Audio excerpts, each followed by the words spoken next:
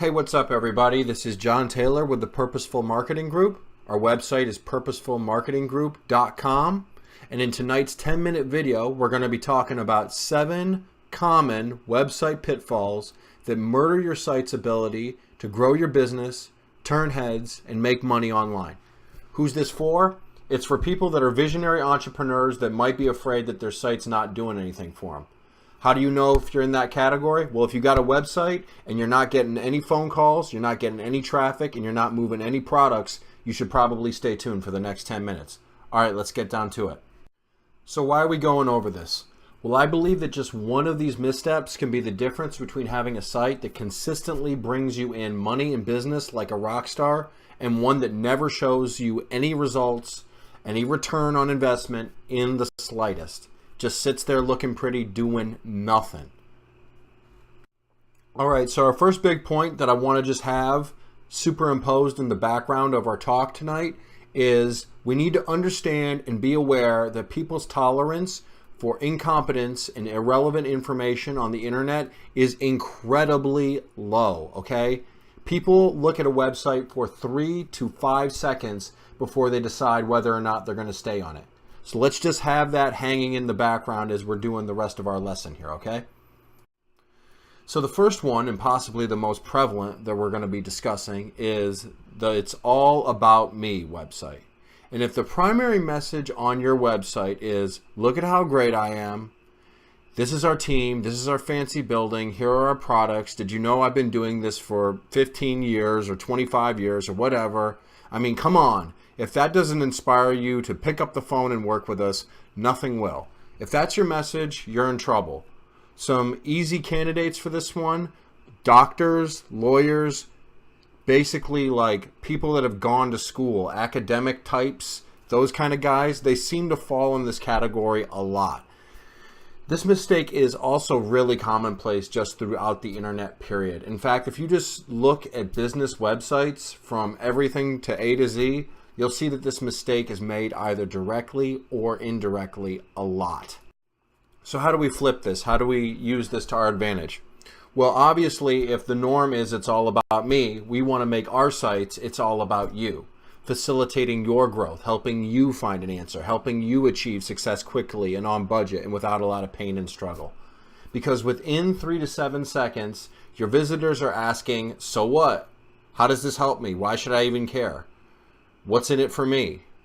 And you need to know your clients' real world needs and aspirations and speak to them quickly and effectively and just in a dialect that is understandable to a 9-year-old. Don't bullshit them. Don't weigh them down with vocabulary. Give it to them straight. And to know this information and be able to spit it out quickly, you need to have conversations with your existing customers regularly where you're listening very intently, trying to figure out what their honest to goodness real world desires are in dealing with you. And then you need to repeat that back with no muss, no fuss on your website. The second big pitfall we're going to be talking about is the ladies' man website. And the big defining characteristic of this type of site is it's afraid to ask for a commitment from the visitor. So there's no opt-in. So if there is one, and that's a big if, it's done poorly and it's kind of about me focused. So it'll say some stupid shit like, if you want new information about our business, or you'd like the latest updates about our product line, like that's supposed to incentivize anyone to do anything, anywhere with your website. There's no firm call to action, and if there is, it certainly doesn't lead them any place where they can buy anything or have any kind of meaningful next step. Third website, not going to spend too much time on this. You'll know it instantly. Wall of text. Bam, there it is, staring at you, big as life and twice as ugly. They're easy to recognize. There's just way too much information coming at you. And if you're talking to everyone, you're talking to no one. And if your message is too long and boring, people are never even going to entertain it. Big offenders in this category are the do-it-yourselfers. If you grab a website from Squarespace or something like that, suddenly everyone thinks they're like Hemingway or something. They want to write like the great American novel on the front page of their website. Don't do it. Just don't do it. The fourth one is come back later when you're on the right device website. So if you have a website that was built maybe 2-3 years ago, chances are it's not mobile ready and it doesn't look good across platform. Meaning you could check it on a phone and it'll look the same badly on your phone as it would, say, on a desktop computer. You have to shrink in, everything's too big. I got some visual examples here. You see what's up. You've done this. You've seen this before, right? And the current split on the internet is that about 50% of people are surfing all the time on mobile phones and about 50% on stationary devices. Okay? So that's sort of stabilized.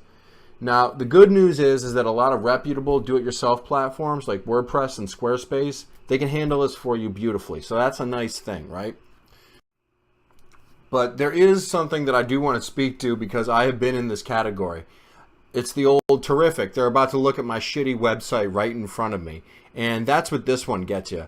Have you ever been at like a meet and greet or you're talking with like a would-be client and they ask you, hey, what's your web address, right? And of course, you know, they've got their phone in their hand, so you know that they're just seconds away from looking at your site that's going to look awful on a phone.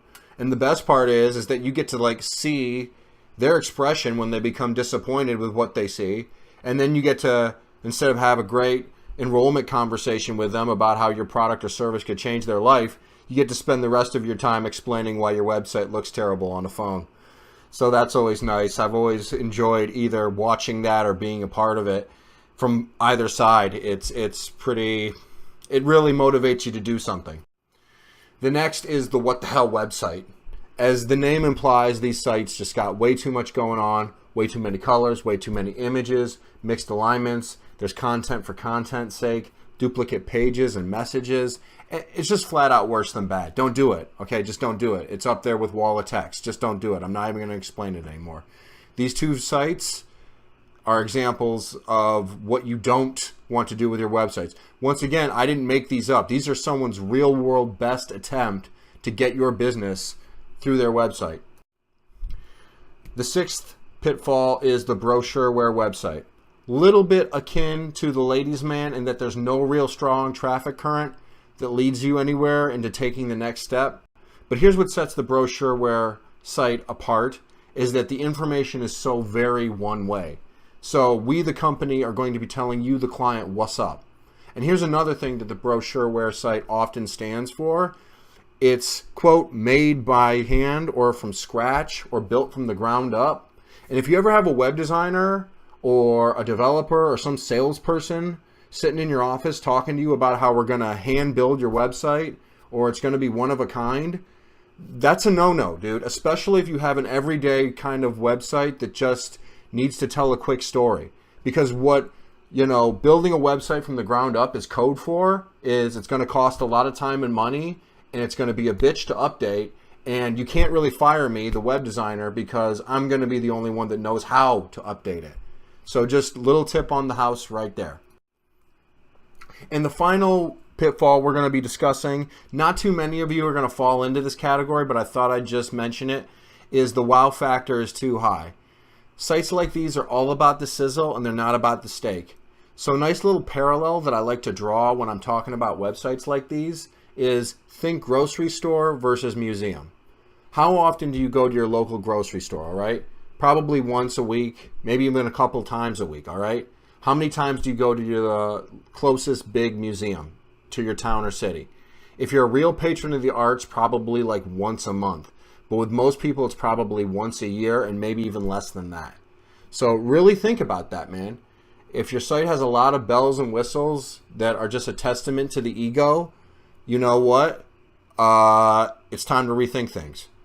FYI, if you got a really over-the-top slider on your homepage, you're in this category. Just thought I'd drop that real fast. All right, so our big takeaway from all of this is you do not want to distract your visitors from taking action. The above were 7 examples that confuse your visitors, all right? So remember, the goal of your website is to persuade to measurable action, meaning we can track it. We know whether it's working or not, all right? Always use your design and your message in service of your business goals. And in the next movie, we're going to be talking about how to pick the right type of website that matches your business strategy, e.g. business goals, and how that can make or break you. So stay tuned for that, all right? It's going to be worth it. I promise. All right, so summing it up, the reason I share this and other tutorials with you is because I believe that the fastest path to success for any visionary entrepreneur is to learn key mindsets and tools. A lot of these are hidden in plain sight, and these can make all the difference between struggling for every dollar and swimming upstream and opening the floodgates of profit, sales, and success. Once again, my name is John Taylor. I'm with the Purposeful Marketing Group. Website is purposefulmarketinggroup.com. Get at us. We're looking forward to working with you. Take it easy.